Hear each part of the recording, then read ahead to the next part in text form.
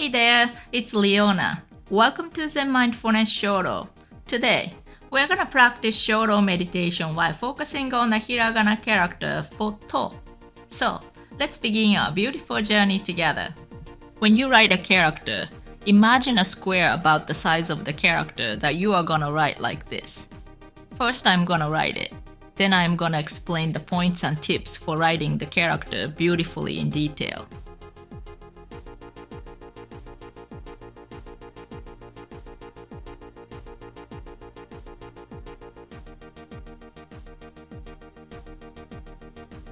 Now I'm gonna explain in detail.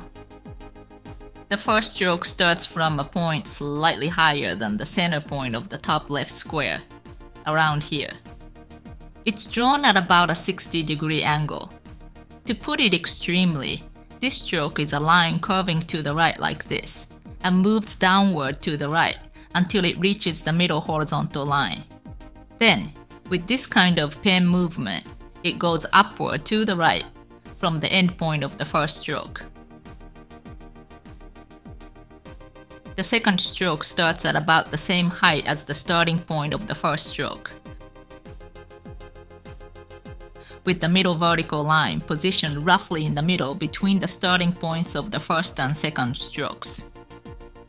This line, to put it extremely, is a S-shaped curve like this.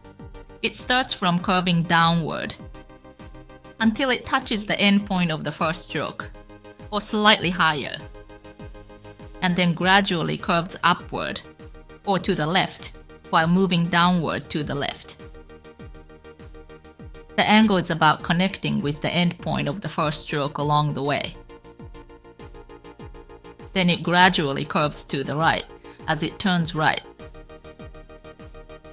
It curves downward like this, while moving flatly to the right, parallel to the middle horizontal line. The end point of this stroke should be slightly to the left of the starting point of the second stroke. If you were to extend it to about the same position as the starting point of the second stroke, or slightly to the right of it, like this, the bottom horizontal part would appear too long.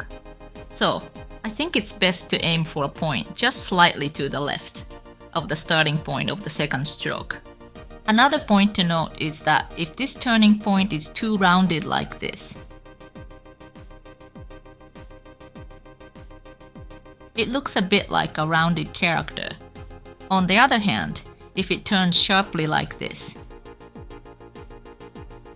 it doesn't express the characteristic curved beauty of Hiragana well. So, it looks best if you can turn it with a curve that's just in between.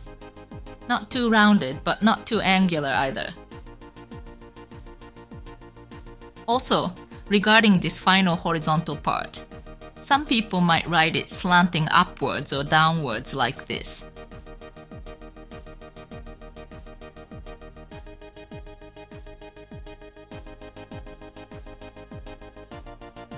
But I think writing it flat makes the whole character look more stable.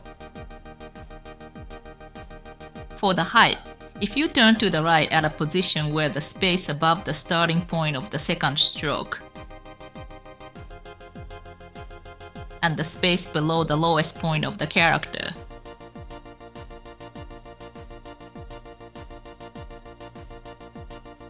this character will be centered in the square box, giving it a well-balanced and beautiful appearance. If you turn here, for example, it becomes short and looks like it is being crushed from above. And if you turn here,